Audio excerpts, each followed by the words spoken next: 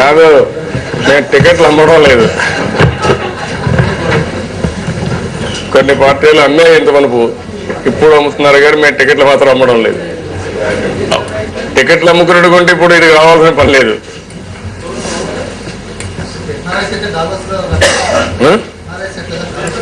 వాళ్ళకు ఒక ప్రాబ్లం ఉంది. ఇది ఎన్ఆర్ఐస్ బోర్డులో ఫస్ట్ టైము. ఇది ఓన్లీ డొమెస్టిక్ పెట్టాం. ఎన్ఆర్ఐస్ పెట్టాం.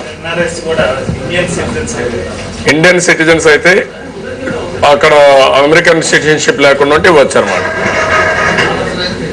డాలర్లు కూడా పే చేయొచ్చు. డాలర్స్ కూడా డాలర్స్ పే చేయరు.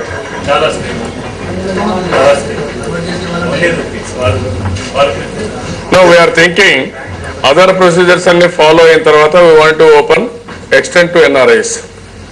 ఆ రెగ్యులేషన్స్ డిఫరెంట్ గా ఉన్నాయి. ఆ రెగ్యులేషన్స్ కోసం ఏమైంది? వస్తాను ఆ సబ్జెక్ట్ వస్తాను. అప్పుడే ఎక్కడ అయిపోయింది?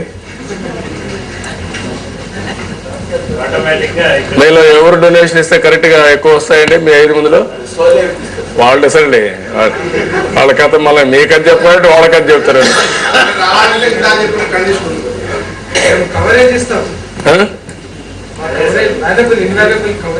కవరేజ్ కాదు మీకు. ఆయన అంటున్నాడు మీకు కూడా టికెట్లు ఇస్తే ఇస్తారు డొనేషన్.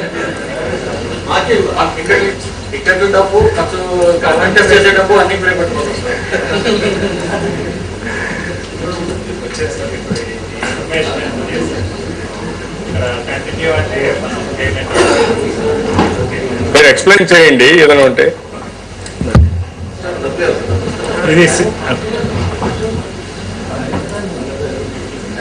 ఇది పేమెంట్ గేట్వే సిసి అవెన్యూ అండి.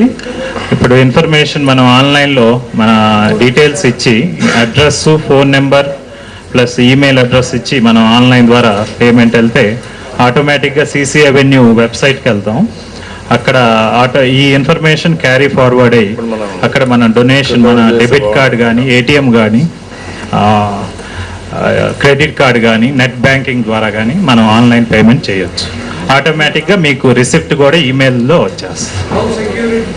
It's very highly secure. It's ఇది చేయొచ్చు.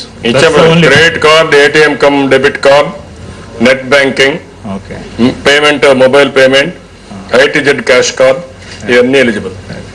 ఫర్ ఎగ్జాంపుల్ ఇప్పుడు యాక్సిస్ బ్యాంకులో నెట్ బ్యాంకింగ్ ద్వారా మనం ఇప్పుడు పే చేస్తున్నాం. ఈచ్ పేమెంట్ ప్రాసెస్ ఒక 5 to 10 minutes పట్టింది.